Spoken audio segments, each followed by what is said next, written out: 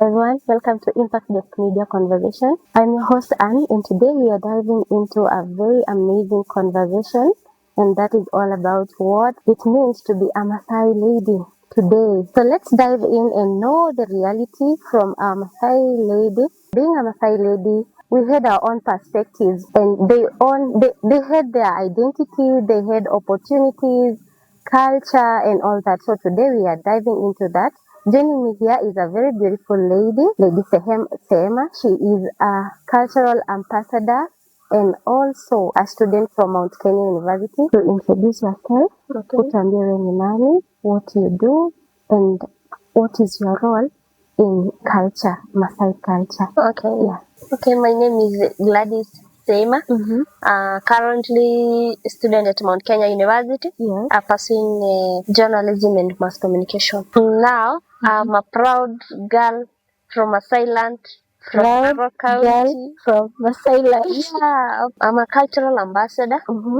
I usually write many articles that talks about Maasai culture, Maasai people, and I'm trying to document the story. Yeah, for future generations. That's beautiful. Yeah. What inspired you to write these articles? Please tell us something concerning these articles, like for someone who is out there would like to know what are these articles. What really inspired me to write such articles is I just since I'm a girl, and we have stories that people who are not now with us, like what wali document is a stories, and they really helped us. And my people have unique things that many people would like to know. And kuna vitu tu, I just want that future generations will know about my people. You would like to uphold them, you would like to write them, and for future reference. Yeah, for future reference. That the future generations will have stories that, hey, once upon a time, like my people were this and this, and I just want them, I have some things that I want them to practice even in future, like about Ma. Now, Sema, about this article, what is this one thing yenye ungetaka watu wa keep yenye iko kwa hii article? Culture, about anything beautiful that you have mentioned in the article. I think I have a lot of things nimeandika in that article, but mostly kitu inasema that modernity have not made us to divorce our culture. Oh my goodness. Yeah. Modernity has not made us to divorce our culture. Yeah. Like, hiyo kitu ni hata modern life iko aje, but hatutawai divorce our culture. That's beautiful. Our dressing code, our way of respect, our unity is my people. Yeah, that's all about. What does it mean to be a Maasai lady? A Maasai lady is someone who knows the identity of where they come from, your roots. Like mimi nasema, a proud Maga. Najua my identity. Najua mali nimetoka. I know hata some of us, like hata nikienda mahali nisikie ngoma fulani ya Kimasai. Like so, lengo take. Yeah, lazima tu ni. Yeah, lazima nitingize shingo. Oh my goodness. That is beautiful. Now, Sema, would you please tell us something concerning your background, how you've been brought up in the environment, the livestock, like just tell us how beautiful that environment is. Yeah, I grew up in a Maasai community, like in my family. Both of my parents are Maasai. My dad and my mom, and I'm really proud of how they have made me whom I am today. I'm really proud of them, kwa sababu nimelelewa in an environment on how to take care of animals, how to respect other people, how to respect elders, how to dress in Maasai attires, like venye unafaa, on a way that impress other people, like iki nje tu ya heshima.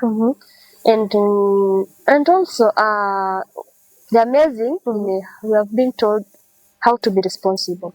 Like go home, nobody will teach you that, and nobody will remind you that you have to wake up very early in 5 a.m. 5 a.m. In the morning. Okay. And you have to go and milk. Naenda kukama. Hakuna mtu anakufunza As a hivi. lady. As a lady.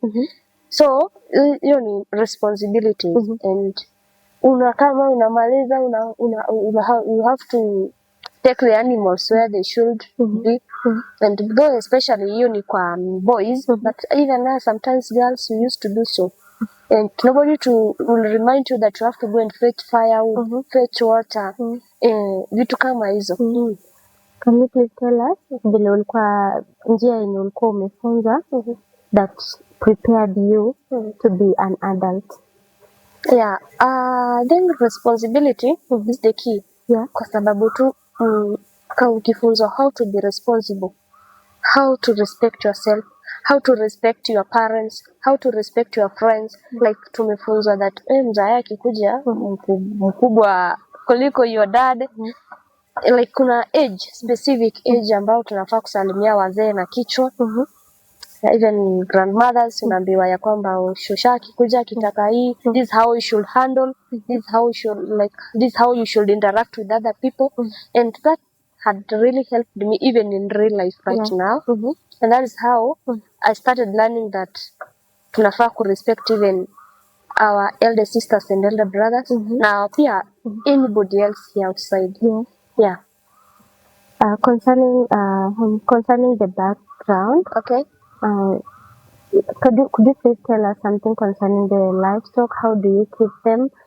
Are you supposed to utawakama na pia utapeleka malishoni ama ni wanaume peke yao ndio wanapeleka? It happens like there are some families like kuna familia maybe brother ama kijana kwa mdogo, he's young, and maybe dada yuko around and you are the girl, wewe ndo msichana mkubwa kwa hiyo familia. So you have to milk the cows and also kupeleka malishoni. And not necessarily tuseme umeenda kufungia mahali, lakini kuchunga mzayo vya atakuja kuchunga. Na sometimes as ladies pia tunachunga. Yes. Mimi nimechunga. Oh, that's beautiful. What are the challenges zenye huwa unapitia as a Masai lady that you can compare them in your generation and the past generation? Challenges. Some of the challenges ni trying to balance cultural expectations with your real life dreams and ambitions. Kwa sababu sai uko shule, life hapa nje ni different. You can't tell me that nikiwa kampo na style ku dress on this way, nikienda classes. It should not happen like that. Siwezi kuwa na dress hivi nikienda classes. But tunaona hata huku nje tumetoka, so kila mahali ndo unaweza put on your Masai attires. But community, kuna venye community ina expect to be like that. Ukue hivyo. Na pia tunadila challenges hapa nje tu wakisikia about Masai girls ama ma girls. Like kuna venye tulichukuliwanga that Masais are not learned. But how do you feel about that? Ukisikia mtu anasema wewe ni Masai, Masai not learned. How do you feel about that, and what inspires you to push forward? I feel happy, like nafurahia kwa sababu I'm Masai and I'm learned. Yeah. So I'm the proof that we can make it in life as Masai lady. Can a Masai lady uphold the culture and as well studying and balancing the book and culture?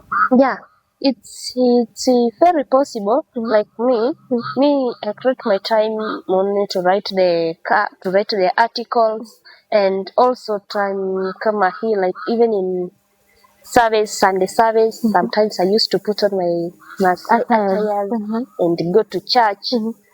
And even I can bring the unity we once had there in home, even to unite even my friends, my friends. It's not all about tribal, but just to unite them and teach them some things that we have not left behind.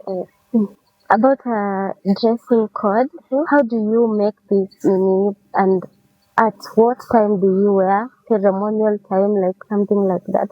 Huwa mnazipa wapi na kina nani wanazitengeneza? Yeah. Mnazitengeneza kwa kundi? Nisi tunazitengeneza, unajitengenezea tu nguo yako vizuri, kama hii shanga, kuna watu specific wanatengeneza. Lakini unajua sahi sometimes tukiwa shule, in school it's not easy. Like tujaribu kubalance kutengeneza, but kuna pia wenye wanaweza balance. Yeah. But kuna watu specific wanafanya hiyo kazi. Kazi yao this is they are ndio kuearn, this is the way they earn. It pays. Yeah, is the outcome come from this work. Kwa sababu hii kazi mmoja wazungu wanakuja kuona Masai people and wanakuja kubuy these attires and it pays very well. Unapata tunawasupport. So sasa mtu anatengeneza hii umenunua, hii unaweza uza. So unaona inakusaidia in many ways. Unapata pesa ya kuweka watoto shule, ku buy anything else you want. Could you please tell us something about the dowry payment? How is it paid? Like, give us a story. Hiyo nakaa ngumu kidogo. Sikuwa najua sana, lakini what I know is dowry payment pia si rahisi. Ladies, kwa sababu it just started from our elders when walikuwa wanalipisha mahari. And kuna like ni kama ni how you are being valued as a girl. It is a value. It's a value. So dowry wanalipa. Yes, wanalipa dowry. But siwezi ongelelea sana. Si rahisi lakini pia si ngumu. Hata hiyo tena inaambia wanaume pia wajitume. If you want to marry a Masai girl, jitume.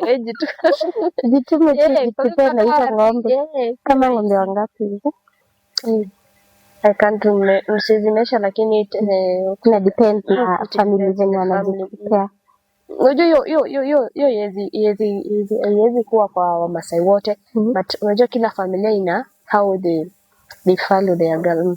What advice can you give a Masai lady ambaye ako pale nje na she'd like to dream big as you, support herself in, balancing the career, writing articles, read, like hiyo yote? Me, what advice I can tell them ni tujipende, please, tupende culture yetu, tusijifiche, like acha tu tuonyeshe I'm a proud girl.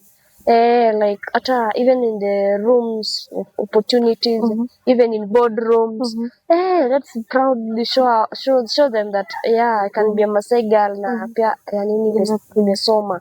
Ni pia nini moja yenye na keep moving yenye mamako alisema, alikwambia tu she mentioned something na hiyo ndio na keep moving as a lady of a Masai today who is studying. Kila mama amekuwa tu akituambia kila time bungenkanyit amu enkanyit nikiyenedo. Bungenkanyit amu enkanyit nikiyenedo. Hold on respect because it's the only thing that can take you far. Okay. And how did you feel about that phrase? Hata nikienda tu nikose hapa nje, I feel like my mom once told me bungenkanyit, heshima kitu muhimu sana.